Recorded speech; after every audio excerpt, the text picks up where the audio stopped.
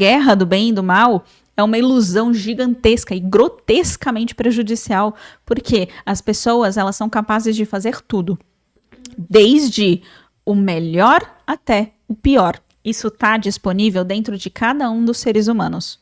Você, situacionalmente, ou seja, a cada pequena situação, você escolhe qual potência você vai usar. Se vai ser o melhor ou se vai ser o pior. E a sua inteligência infinita, o seu próprio eu superior, sabe qual é a perfeita potência que você vai usar em cada situação. Às vezes a potência certa é: tá batendo meu filho dentro da minha casa, eu vou te dar um soco.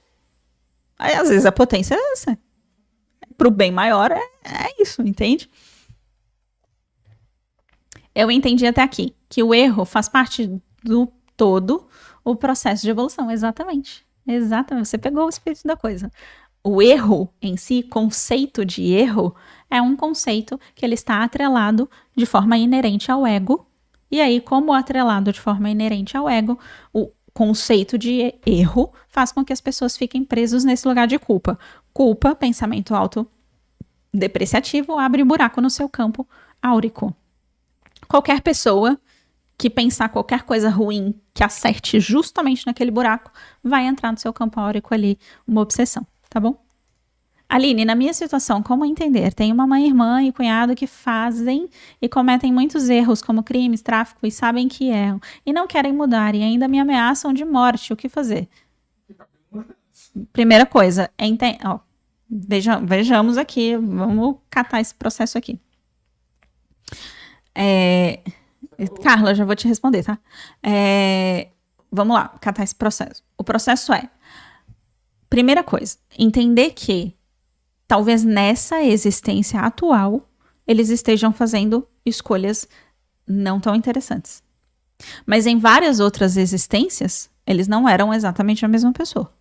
Então, olha para eles não mais como, seu errado, saquinho de vacilos. Olha para eles como seres infinitos que são. E aí você consegue ter compaixão que talvez nessa vida atual eles estão fazendo o melhor que eles podem. Aí você vai falar assim, crimes, tráfico, etc. Tá bom. O eu sobrevivente, provavelmente, tá muito, muito, muito na liderança do processo todo. Simplesmente porque são pessoas sobreviventes. Na cabeça dessas pessoas, é o único jeito. Sabe a quem pertence o eu sobrevivente? A lei da natureza.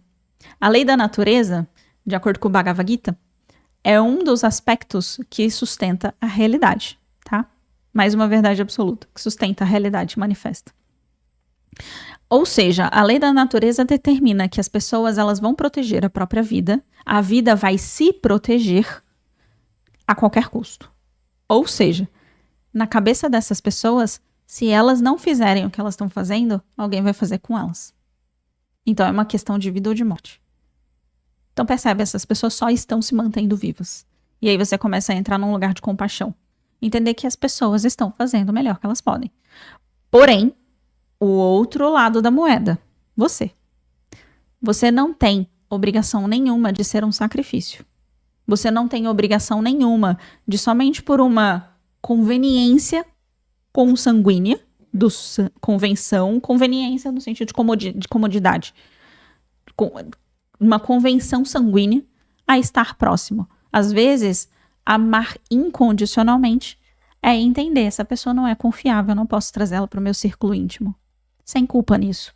Círculo íntimo é o seu círculo que toca o seu coração, que tem efeito, que te gera afeto, que te afeta. Se você traz essas pessoas que não são confiáveis, sejam pessoas que têm seu sangue ou não, para dentro do seu coração e gera efeito, você está abrindo a porta para que essas pessoas te machuquem. É responsabilidade sua. Então, olha para todos os seus amigos, parentes, pessoas que existem e classifique com uma mentalidade madura e adulta. Onde a minha confiança, o parâmetro é a confiança, onde a minha confiança está, mais distante ou mais perto? Eu confio mesmo nessa pessoa intimamente? Não. Então, ok, distante. Esse é o processo correto. É isso que o seu eu superior faz.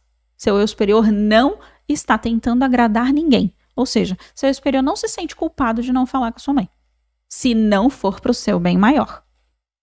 Porque ele também não está tentando viver em função da opinião dela. Seu eu superior a quem é? Você em estado superior. Você é quem você é. Você não precisa que outras pessoas te digam. Você é a sua verdadeira essência. Você é quem é. Eu quero viver, amar e ser amada. É isso. Que bom. Você escolhe a vida. Informa todo mundo e fala, eu escolho a vida. Aí, quando você informa todo mundo e fala, eu escolho a vida, você está abençoando sua própria vida. Uma bênção protege de maldições. Eu abençoo a minha vida. Eu escolho a vida. Pronto. Campo fecha completamente. Maldições nem chegam perto. Eu descobri isso. Como é maravilhoso estarmos vivos. E o melhor é saber que tudo que podemos. Exatamente. Que linda, Aline. Você arrasou. Ai, maravilhosa. Gratidão. Eu quero aprender a sentir. É isso. Me emocionei. Tudo que você disse tem um baita significado pra mim. Eu vou já abrir o canal. Exatamente. Maravilhosa. Ah, entendi. Tenho que deixar o meu ego agir em meu benefício. Só, porém, parar o bem, meu bem, legal, perfeito. Estou viciada em agir assim, sem culpa. Exatamente.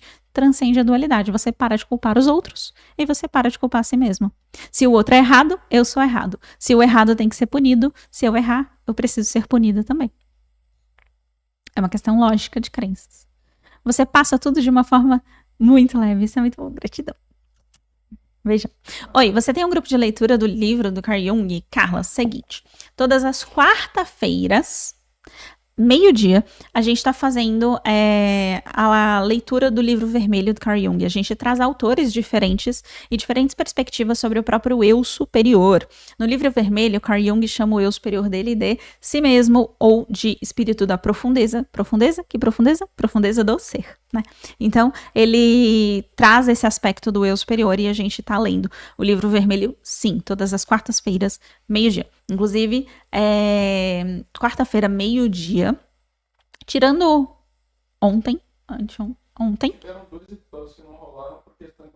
Isso, por questões maiores, ontem eu não consegui fazer a leitura, continuar a leitura, mas quarta-feira que vem já está programado, vai acontecer. E as aulas de quarta-feira, elas não ficam disponíveis no YouTube, elas só ficam disponíveis por uma semana, depois elas saem, e aí quando elas saem, a gente... Sim, é uma live. Aí quando ela sai do YouTube, a gente bota para dentro do nosso método Eu Superior.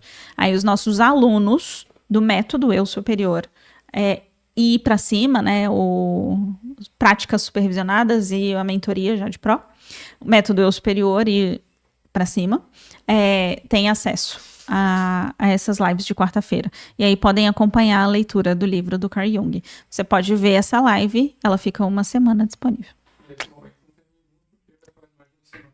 Isso, então... Ontem.